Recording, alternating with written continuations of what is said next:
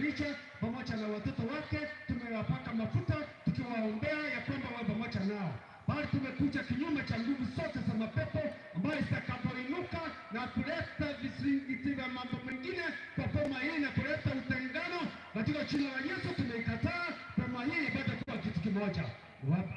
Kwa Kristo Yesu nahitaji ya kwamba utukufu wake bado kuonekana. Kwa Yesu mwana wa Mungu nimeomba. Amen. Kuongezana na hayo, Mungu wetu, tumesema ni asante kwa zile siku ambazo ulipatia Damaris kuishi. Leo hii tunaenda kumlaza mahali ambapo ataishi mpaka wakati Yesu Kristo atakaporudi mara yake ya pili.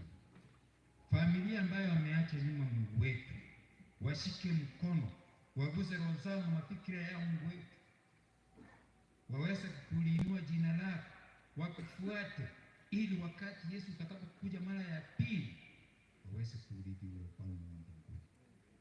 Bariki wote ambao walihudhuria huu mkutano, wakati ambapo watarudi nyumbani mwao, Mungu wetu, kuwa nao. Tumeomba tukitumainia ya kwamba Mungu wetu utatusikiza, maana tumeomba kupitia kwa jina lake Yesu Kristo ambaye ni mkombozi wetu. Pamoja na hayo, Mungu wetu, tunakushukuru mchana wa leo.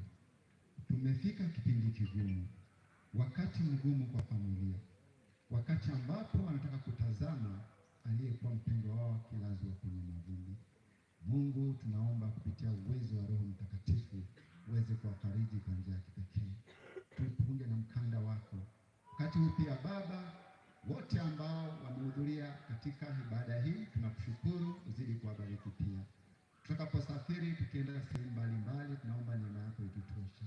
Bariki waombolezaji wote, wachungaji, tunapoendelea na ibada tunaomba pia kibali kutoka kwako, na ni kupitia kwa jina takatifu la Yesu Kristo aliye Bwana na mkombozi wetu. Mtakatifu Baba unayetupenda, jina lako litukuzwe na kuhimidiwa milele.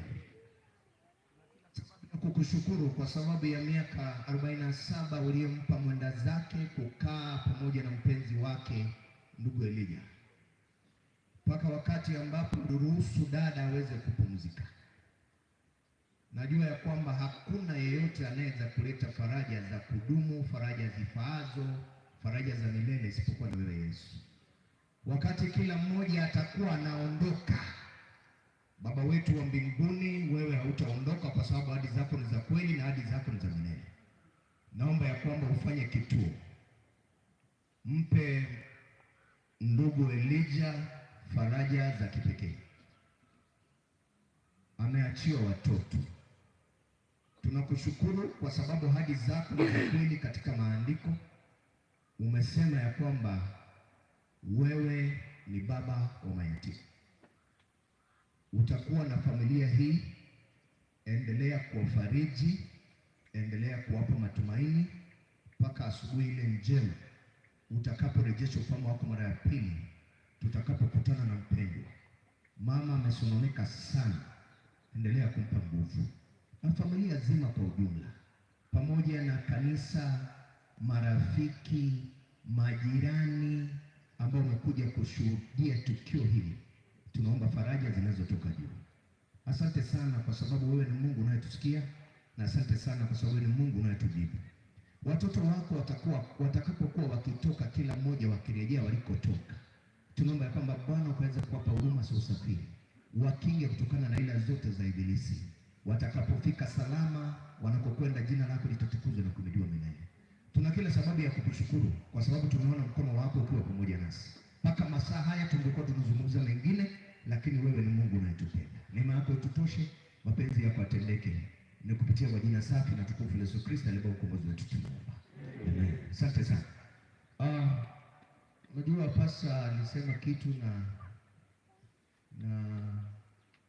wapi ile watu walisema ni wapi? Hiyo kwaya ni wapi? Wacha niwaulize. Wakiimba tutakuwa tumekwisha hapa, si ndio?